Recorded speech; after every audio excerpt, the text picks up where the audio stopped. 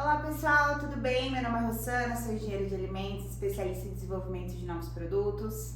Olá, sou Daniele, sou consultora de alimentos e hoje nós viemos aqui bater um papo com vocês sobre homologação de novos fornecedores. Bom, a homologação de novo fornecedor ela é uma etapa extremamente importante para a manutenção do sucesso do seu projeto. Mas como assim a manutenção do sucesso do projeto? Bom, quando a gente está desenvolvendo um novo produto, nós vamos testando os ingredientes, as embalagens, testando o que funciona, o que não funciona, testando as receitas, né, fazendo várias receitas, degusta, reprova, faz de novo. E esse processo, a gente vai testando vários, né, fornecedores ali no meio do caminho, vários fornecedores de aroma, fornecedores de veículos, de farinha, enfim. A gente testa vários e a gente escolhe aquele que tem a melhor performance, né? Mas qual que é o problema disso, né? Quando a gente desenvolve ali só um fornecedor de cada ingrediente, né? De cada ingrediente ali do seu produto, você fica refém do abastecimento desse fornecedor. Então, se ele tiver algum problema de fornecimento, ou ele deixar de produzir algum ingrediente, você corre o risco de ter uma ruptura do seu produto, de não conseguir produzir mais, porque o seu fornecedor ali, seu único fornecedor, não vai conseguir te fornecer mais. Então, o processo de desenvolvimento de novos fornecedores, ele é muito importante para que você consiga manter a produção regular do seu produto. É uma parte muito interessante e outra coisa que você tem que observar muito é a questão da qualidade de cada fornecedor. Inclusive, quando a gente vai ter mais de um fornecedor, a gente também tem que observar a tabela nutricional, se elas são compatíveis. Como assim, Dani? Olha só, você vai pegar uma farinha de um fornecedor e aí você tem outro fornecedor, mas a tabela nutricional das farinhas, elas são diferentes. Ou seja, se a diferença entre elas for muito grande, a diferença do seu produto final também vai ser muito grande. Então, além de tudo isso, você ainda tem que ter essa segurança, observar essa qualidade nutricional dos produtos, né? Então, o que eu mais observei em todos esses anos aí de experiência e desenvolvimento e desenvolvendo novos produtos é uma questão, por exemplo, de alergênico. É muito comum um fornecedor ter um alergênico e o outro não ter, do mesmo produto. Às vezes vai pegar um açúcar, um fornecedor de açúcar tem um alergênico ali, trigo, e o outro não tem. Então, se você desenvolveu aquele primeiro e fez o seu rótulo com base nesse primeiro, o segundo não pode te fornecer.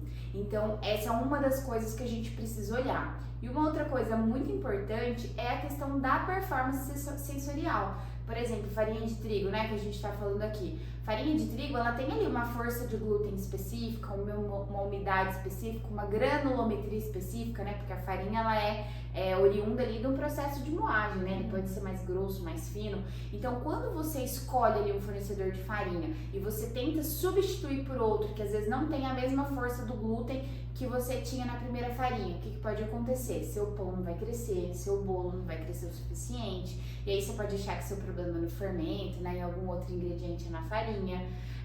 A cor também muda. Se você trabalha com um bolo, por exemplo, um bolo claro de coco, de laranja, que não tem a corante, né, que hoje é o mais comum, e a sua farinha for muito escura, ele vai trazer uma performance diferente, né? Então, o seu consumidor é acostumado a ter um produto, quando ele compra outro, ele vem diferente. Então, ele leva um susto, né? A padronização é o segredo do sucesso. Então, você precisa ter certeza que o seu processo de homologação de novos fornecedores, ele garanta que tanto a parte de documentação técnica, nutricional, alergênicos e performance sensorial esteja em equivalência com seus fornecedores atuais. Isso é uma parte muito importante, né, Rossana? Porque às vezes a gente fica até na mão quando a gente tem só um fornecedor, né? Eu tenho uma amiga que ela produz granola e o fornecedor de aveia dela parou de fornecer, ou seja, ele fechou a empresa dele. E aí? Ela pegou uma aveia inferior, e os clientes com certeza reclamaram, né? Então assim, você sempre tem que ter ali um ou outro. Se um saiu, você procura o outro, mas sempre olhando também para o aspecto nutricional e o aspecto sensorial, inclusive e mais importante o sensorial, porque é uma coisa que vocês tem muitos produtos que, assim como a farinha, você já vê, né, um produto mais escuro, um produto mais claro, e outros, infelizmente, só consegue ver no sabor, mas mesmo assim a gente acaba, às vezes, perdendo o cliente por causa desses fornecedores. Não, e um outro ponto importante é a questão da distribuição. Às vezes, quando a gente tem um consumo menor, né, padarias ou pequenas fábricas, né, ou ali as micro e pequenas empresas, elas trabalham através de distribuição. E às vezes você compra ali do seu distribuidor, o Zé da esquina. Seu distribuidor te fornece uma farinha do fornecedor A, né? E aí tem um outro distribuidor que é o João da esquina. E o João também fornece a farinha do fabricante A. Mas se você comparar as duas, elas vão ser diferentes. Então, não acredite em tudo que as pessoas te digam, não, é exatamente igual. É importante testar, né? Não confie, confira. É sempre um conselho que eu dou, que você confira se realmente é o mesmo produto, se a performance sensorial é igual. Eu trabalhei muitos anos com produtos sem açúcar no universo de alimentos saudáveis, com adoçantes, né, com os edulcorantes, e às vezes o mesmo fabricante tinha uma diferença de sabor que impactava totalmente no produto final. Aromas, adoçantes, são corantes, são extremamente críticos, e quando você muda uma coisinha ali na fabricação deles, no processo, ou se existe alguma contaminação, ele já vai impactar no seu produto. Então é importante ter homologação, ter sempre um plano B, mas que seja um plano B planejado, que você consiga, né, que seja realmente um plano, não que você saia aí desenvolvendo igual a amiga da Dani, na hora do aperto, né, porque quando a gente faz isso, a necessidade faz a gente às vezes aprovar um produto inferior, né, ou que tem algum risco de contaminação, alguma coisa do tipo. Então, se antecipe, né? Eu entendo que às vezes durante o desenvolvimento de um novo produto, você não tem tempo hábil, né, para desenvolver. Às vezes temos formulações aí que tem 15 ingredientes, não tem como você desenvolver 2 de cada. Mas é importante que você já fique antenado e faça todo o registro de desenvolvimento do seu produto, porque quando você registra tudo que você testou, lá na frente você já sabe qual fornecedor que não vai dar certo. Porque às vezes a etapa inicial ali da formulação e você ter um risco de abastecimento, passam-se 24, 36 meses, então você não se lembra, né, obviamente, do que você fez lá atrás.